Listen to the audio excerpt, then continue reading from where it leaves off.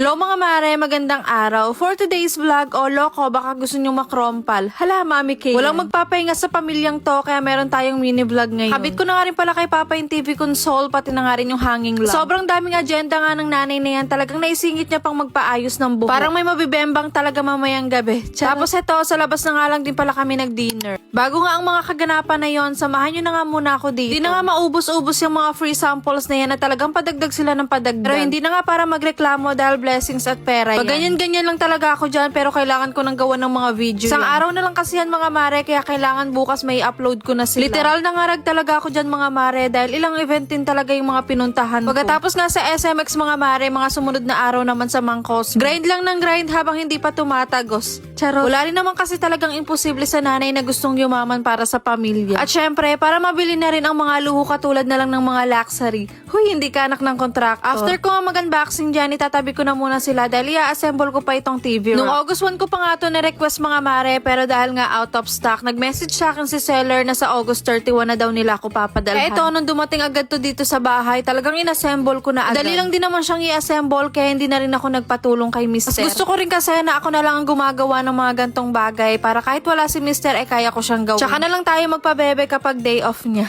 Andito din kasi yung papa ko, kaya kapag kailangan ko ng tulong, siya na lang din yung tinatawag. Maalam kasi siya dyan, kaya siya na lang din ang gagawa niya. Itong hanging shelf nga, itatabi na lang namin dahil sayang naman at okay pa siya tapos makapal pa yung kahoy niya. Medyo mabigat nga rin itong TV console na ilalagay namin dito, kaya kailangan talaga ng dalawang tao. Susukatin pa kasi yan ni Papa at hindi nga niya masyadong sinagad dun sa TV para kahit papano meron pa ring space. At plano ko rin talaga na sa mga susunod na araw, pataasan ko kay Papa yung TV para makapaglagay ako ng display sa ibabaw. Inusog ko na nga rin muna itong mga sofa dahil nga magbubutas si Papa dito sa kabilang wall. May nakita kasi ako sa Pinterest mga mare, and sakto naman pinadalan ako ng hanging lamp. Pero sa ngayon nga, isa lang muna ang nailagay ni Papa, pero nakapagbutas naman na siya sa kabila. May missing parts kasi yung isang pinadala, kaya hindi na muna namin mailalagay. And after niya, nag-vacuum lang ako ng mga nalaglag na alikabok, tapos ibinalik ko na rin itong sofa. Bare months naman na mga mare, kaya ayan na lang ulit yung mga display na inilagay ko sa ibabaw. Tapos itong fake plant naman na nakalagay dun sa gilid ng sofa, dyan ko na lang din inilagay dahil bagay naman. Nag-dustmate vacuum nga ako dito sa sofa at yung mga unan, pero hindi ko na kayo sinama dahil baka umaba lang itong video. At ito na nga mga mare, wala naman masyadong nagbago sa area na to, pero tignan nyo naman itong sa TV side namin. Talagang sobrang ganda at ang laki ng pinagbago. Gandang-ganda kasi talaga ako dito sa TV console mga mare. Kaya kung bet nyo yan yung link, ilalagay ko na lang sa comment section. Nabukasan naman mga bandang hapon ito at pumunta lang ako dito sa salon kung saan nga ako nag-OJT nung grade 12 ako. At talaga namang naisingit niya pang magpaayos ng buhok. Nagsawa na rin kasi ako sa long hair mga mare, kaya short hair naman tayo. But this time, hindi na pantay ang gupit sa akin, kundi layered na. Medyo bumata nga daw ako dito ng mga 20 years at nagmukhang 5 years old.